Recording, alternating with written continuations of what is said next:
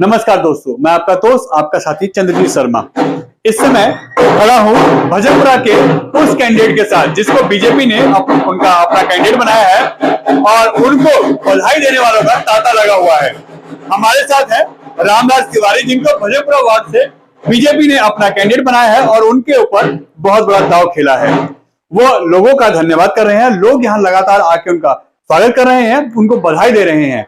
मगर इसके पीछे बीजेपी का बहुत बड़ा सोचा समझा फैसला है, क्योंकि यह सीट, यह भजनपुरा वार्ड पूर्वांचल यानी उत्तर प्रदेश के लोग, बिहार के लोगों से यह पटा पड़ा है। बहुत बड़ी संख्या में लोग यहाँ रहते हैं और खासकर ब्राह्मण समाज और यहाँ पे बनिया समाज, ये सभी समाज जो हैं वो भी बहुत अहम भूमिका निभाते हैं। इसी को देखते हुए शायद बीजेपी ने इतना बड़ा गेम सोच समझ के खेला है। अब यह कितना बड़ा मास्टर स्ट्रोक लगेगा बीजेपी के लिए, ये देखने वाली बात है। मगर हमारे साथ हैं रामदास तिवारी, आइए उनसे बात करते हैं। रामदास जी, पहले तो आपको मुबारक हो कि पार्टी ने आपको भजनपुरा वार्ड से अपना कैंडिडेट बनाया है। बहुत बहुत धन्यवाद आपका और आपके दर्शकों का।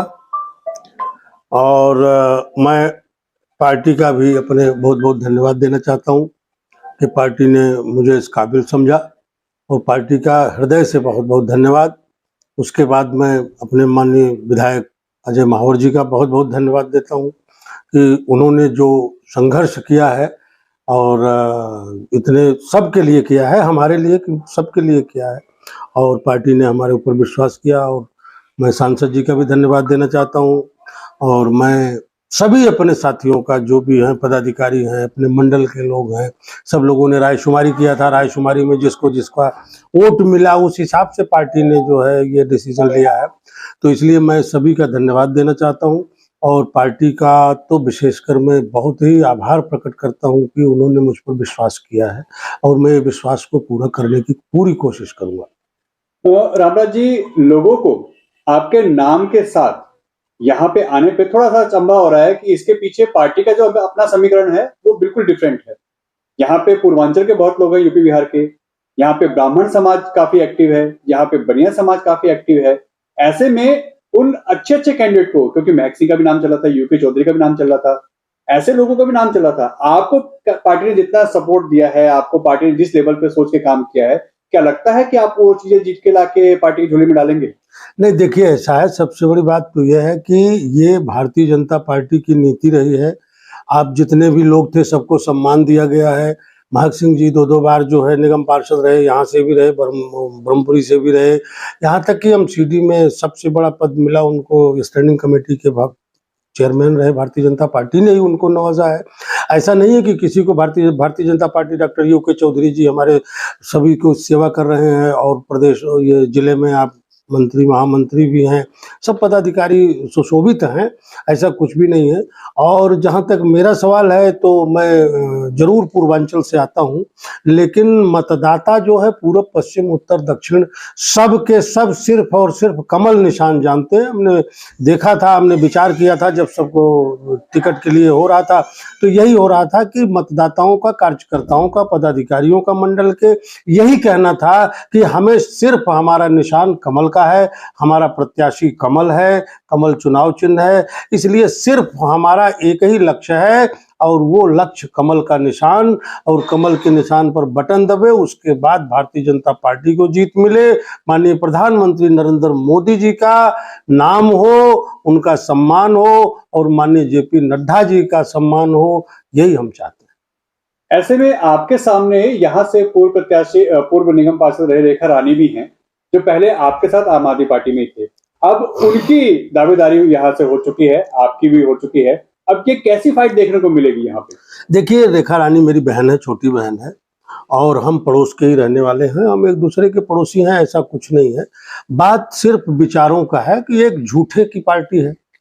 पार्टी के मुखिया की बात है और पार्टी की बात है, हमारी बात आपस की, परिवार की नहीं है। तो वो जो विचारधारा है, उस विचारधारा की ओर यो अभी अगर आप किसी से भी पूरे भारतवर्ष में, बच्चा बूढ़ा जवान हो, कोई भी हो, गरीब हो अमीर हो, अगर उससे पूछेंगे कि ये बताओ कि सबसे झूठा आदमी कौन है, सबसे ज्यादा झूठ कौन बोलता है, तो आपको तुरंत बोलेगा केजरीवाल। तो आप झूठ का ये नतीजा है। आप खुद सोचिए कि जब ये जनरल सीट है, तो क्या जनरल सीट में आम आदमी पार्टी में कोई भी कार्यकर्ता नहीं है? मतलब मर्द नाम की कोई चीज नहीं है आम आदमी पार्टी में, कोई है ही नहीं।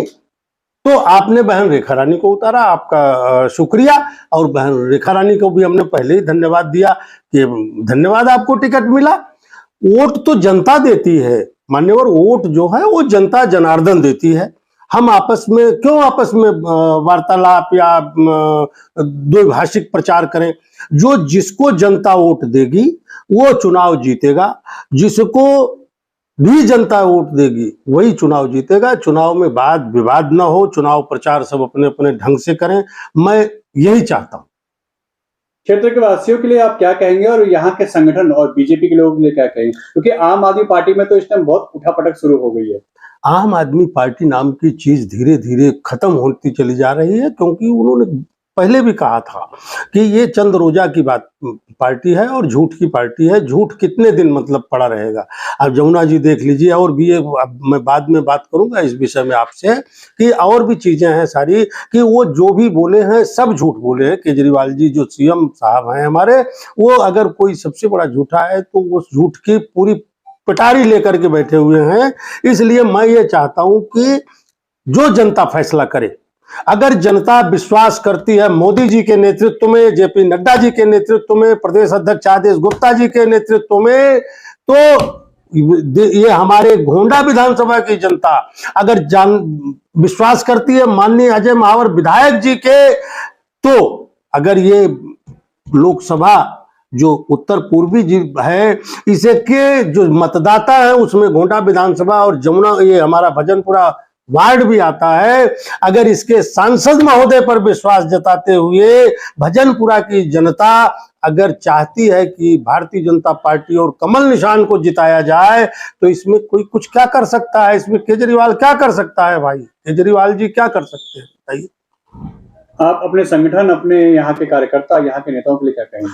मैं अपने संगठन के सभी भी कार्यकर्ताओं से, पदाधिकारियों का मैं बहुत ऋणी हूं, क्योंकि उन्होंने मुझे वोट दिया, रायशुमारी में भी वोट दिया, और वोट देने के बाद उसी का नतीजा है कि आज हमें टिकट मिला। तो मैं ये उन लोगों का धन्यवाद देना चाहता हूँ हृदय से, और भजनपुरा की जनता को हृदय से धन्यवाद देना चाहता हूँ, जो उनकी खुशी का ठिकाना नहीं है। अभी हमको भी नहीं पता था, लोगों ने फोन करके कम से कम 500 फोन भजनपुरा से मेरे पास आ चुका है। मुझे तो खुद भी नहीं, अभी लिस्ट भी नहीं देखा हूं मैं आपको बताऊं, लेकिन भजनपुरा के लोग हमारे दरवाजे पर आकर के देख लीजिए, 2 घंटे से परेशान है जैसे ही हुआ है। तो यह प्यार देख करके मेरे को आंसू आता है कि इतना बड़ा प्यार, इतना बड़ा प्रेम जो पहली बार वार्ड में भजनपुरा की जनता देने जा रही है, और मैं इसका आभारी हूं। और मैं चाहता हूं, बार बार भूर भूर प्रशंसा करता हूं अपने भजनपुरा वार्ड की जनता का, और मैं धन्यवाद और बधाई भी देना चाहता हूं कि उनके मन का कैंडिडेट उनको मिला।